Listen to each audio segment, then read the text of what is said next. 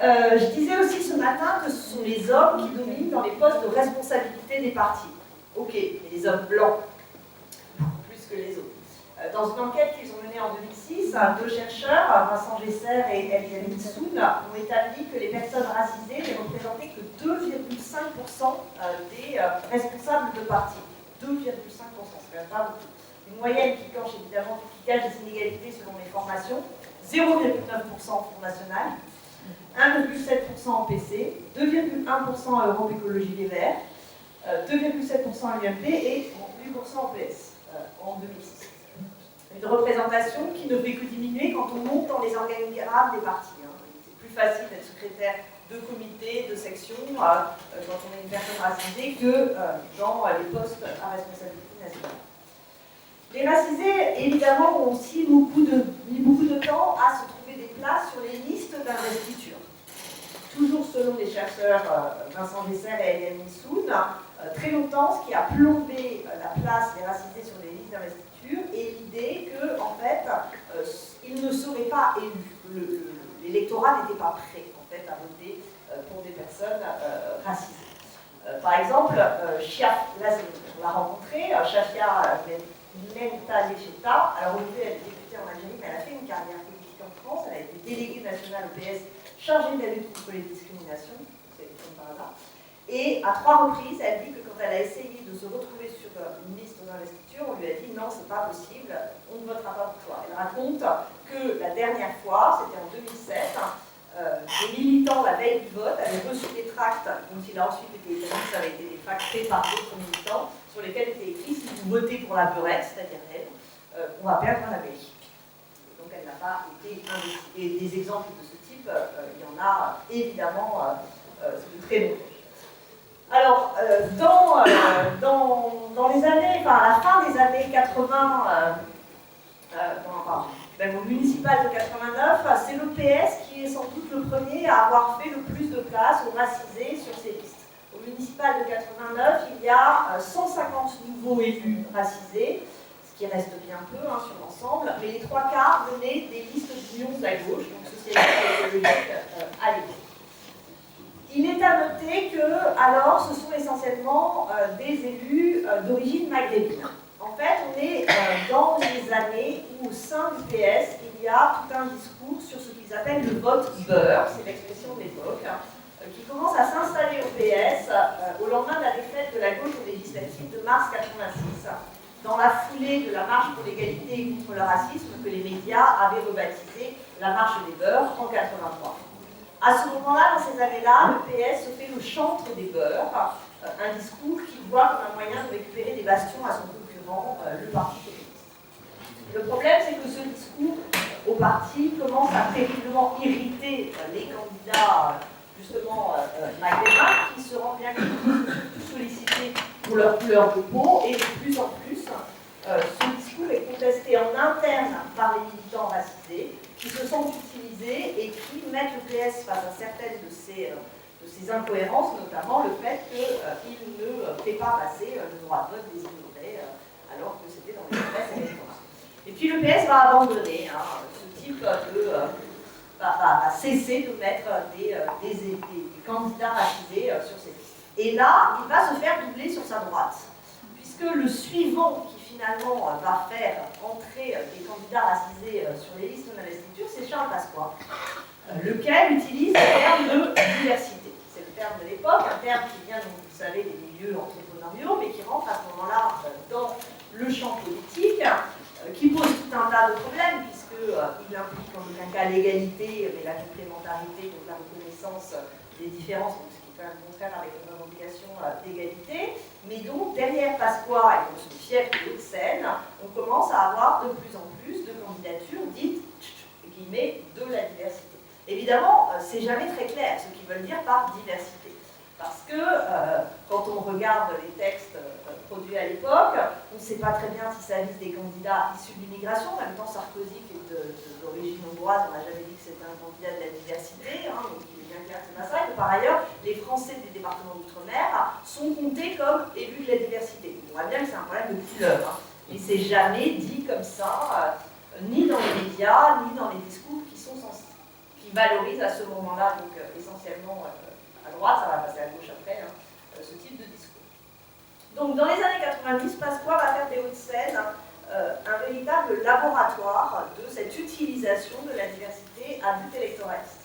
Il est en effet convaincu qu'il pourra l'emporter dans les municipalités de gauche, qui restent, parce que pour le reste, il a fait un joli découpage des circonscriptions, ce qui lui a permis d'atomiser gentiment les cantons de gauche et de créer plus de... Donc ça, c'est notre affaire, mais il veut essayer de récupérer des municipalités qui étaient socialistes ou communistes. Et il va en fait développer de vrais réseaux. Dans un texte de l'époque, il dit des réseaux clientélistes de black et de beurre. C'est le vocabulaire qu'il utilise. En fait, il s'appuie sur des jeunes cadres associatifs racisés, qu'il fait d'ailleurs, qu'il récupère parfois au PS, pour leur demander dans les municipalités de tenir des discours contre les discriminations et évidemment contre les mairies communistes et socialistes, et ensuite d'en récupérer les votes. On les appelle dans la presse, mais aussi manifestement en interne, les Pasqua Boys. Il suffit qu'il y ait un meeting pour qu'on les mette sur les estrades, hein. Ça c'était assez souvent sur les photos et parfois donc sur les listes. Un exemple de ces Pasqua Boys, c'est Zahir Kedadouche. C'était un ancien membre du PS. Il était conseiller municipal à Aubervilliers en 89. Après, il avait cofondé Génération Écologie en 91 et il se rapproche du RPR en 92, qu'il rejoint officiellement en 95. Et il va y faire, de fait, une carrière fulgurante. Hein. Il termine conseiller technique du président de la République en 2006. Donc il y a eu un moment où, effectivement, ceux qui ont joué le jeu de récupérer comme ça ces militants associatifs qui ont joué le jeu ont pu faire, c'est des cas très très isolés, évidemment, des carrières importantes à l'humanité. Les résultats, la droite se paye le luxe de ringardiser le PS sur la question de la diversité, parce que quand s'impose la question dans les années 2000, ils ont finalement beaucoup plus d'élus racisés sur leur liste que le parti de gauche.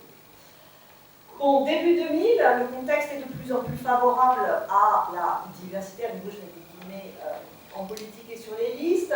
Jean-Marie Le Pen est arrivé au second tour en 2002, les événements dans les banlieues en 2005, et puis aussi l'élection du premier président noir aux États-Unis qui joue quand même.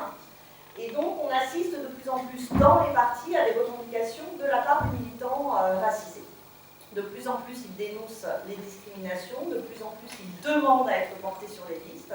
On a dans à peu près tous les congrès des grands partis à ce moment-là, et même des petits, des motions de racisés qui demandent à être plus reconnus. Par exemple, au congrès du PS de Dijon en 2003, un groupe de militants porte une distribution thématique qui s'appelle « Lutter contre les discriminations politiques au sein du PS ».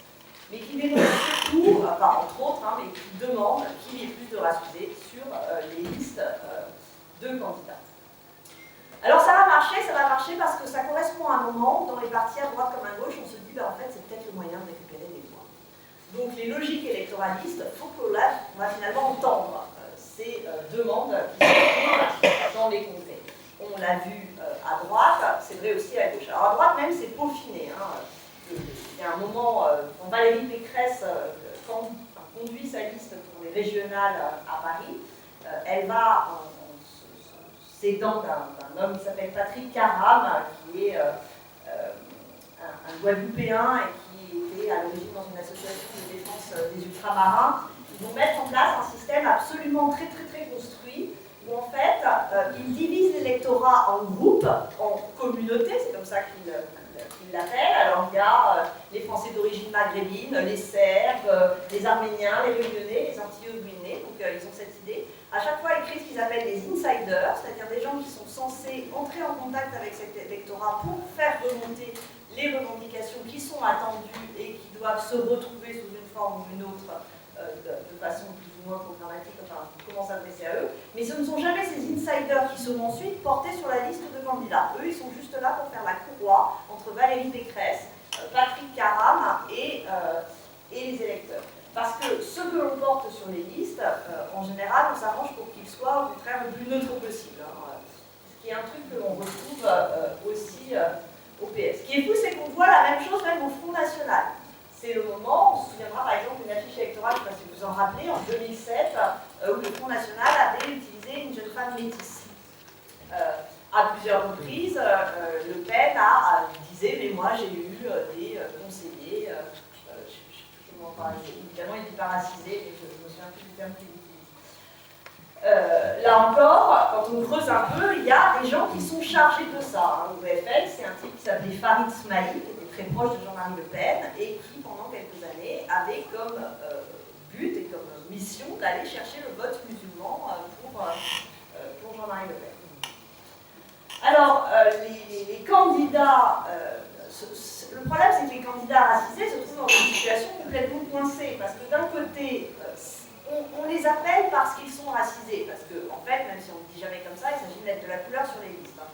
Mais en même temps, eux passent leur temps à ne veulent pas être là pour ça. Donc ils sont tendus entre, finalement, jouer de ces stratégies pour se trouver une place sur les listes, et en même temps, ils ont parfaitement conscience que c'est un piège dans la motion du PS. La motion disait « Soyons clairs, les Français d'origine étrangère et les DOM ont vocation à représenter la France et non leur communauté d'origine. » Mais en même temps, pour trouver une place, il faut qu'ils activent ces stratégies identitaires et se trouvent un peu coincés. Ce qu'on remarque aussi, c'est qu'à ce moment-là, les partis vont faire, c'est ce que tu disais ce matin, Vanessa, c'est vrai chez les Verts, mais c'est vrai partout, de véritables pratiques de casting. C'est-à-dire qu'en fait, on se met à faire une liste de telle sorte qu'elle semble, en fait, ça ne correspond pas forcément à des idées, à des pas, mais il faut qu'il y ait un beurre, il faut qu'il y ait un black, il faut, enfin voilà, on arrive, il faut qu'il y ait une femme comme c'est pas.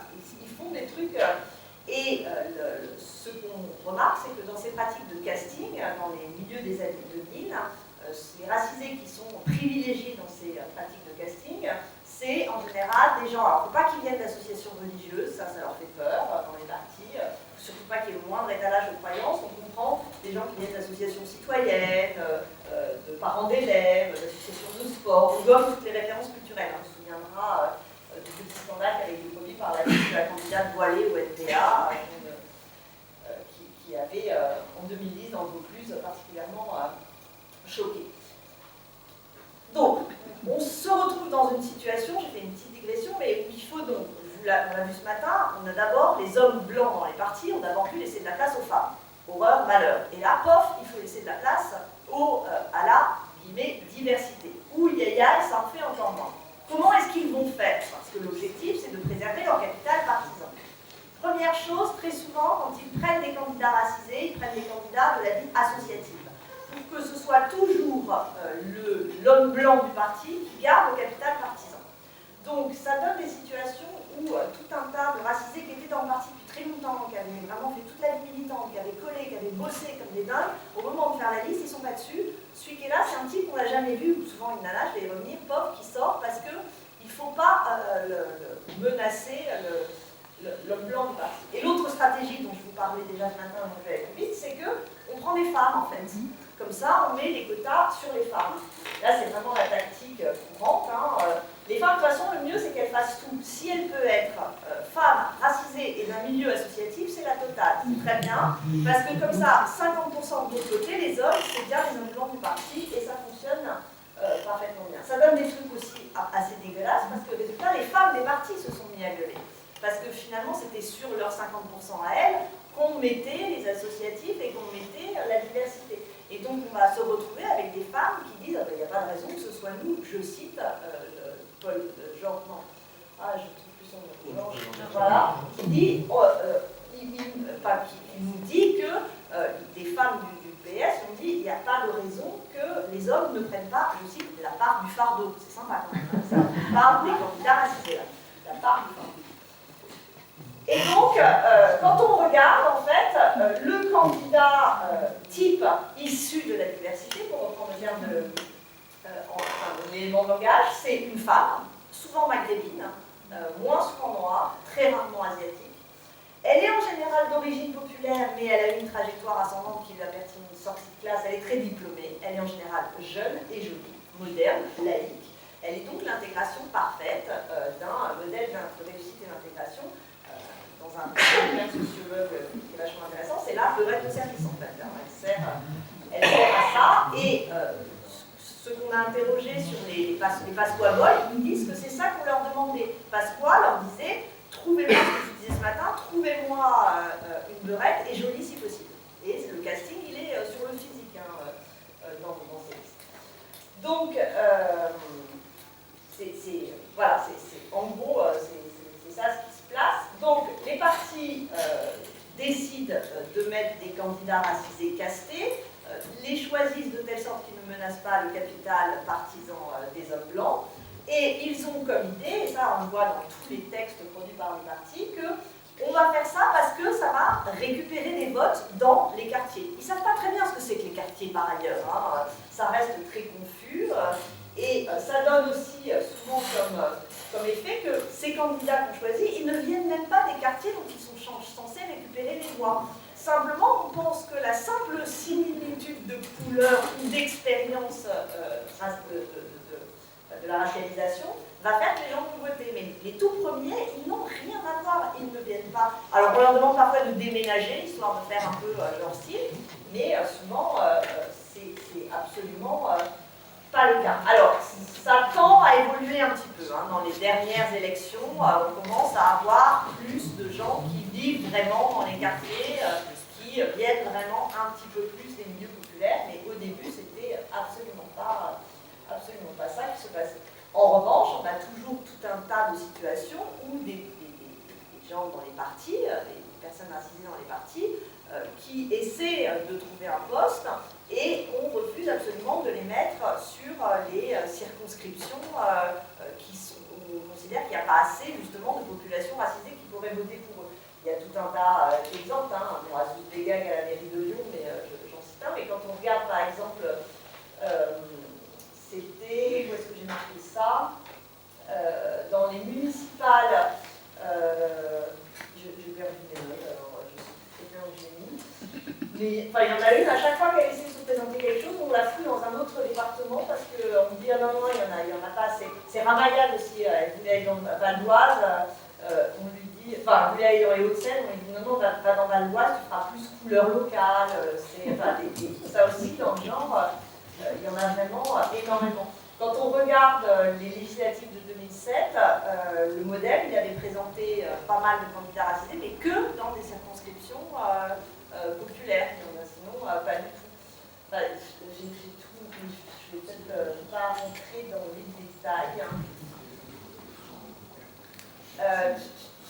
Ouais, bon, voilà. En tout cas, donc, ce qui est sûr, c'est qu'il y a cet intérêt électoraliste qui ne correspond à rien. Hein. La plupart des enquêtes montrent que c'est autrement plus compliqué, pousse en fait les partis à avoir des pratiques de casting dans lesquelles ils choisissent un certain idéal type de candidats racisés, qui mettent dans des quartiers qu'ils considèrent comme populaires, mais sans jamais réfléchir à ce qu'ils peuvent avoir derrière, et qui ne se marquent pas trop, puisque ça peut arriver aussi par l'électorat. Ce que je voulais juste dire pour terminer, c'est que je vous ai parlé donc, ce matin des femmes, je vous ai parlé là rapidement des racisés, et en fait, moi ce qui m'avait intéressé, mais là je ne l'ai pas fait, c'est que finalement les grands absents des organigrammes, les grands absents des lieux de pouvoir, les grands absents des partis, c'est surtout les classes populaires, hein, parce qu'au bout du compte, ceux qui arrivent à rentrer, enfin, on avait plus de places aux femmes, c'est difficile, elles ont même jour, on avait des places aussi, mais ceux qui sont de moins en moins présents, c'est les membres des classes populaires, enfin, voilà.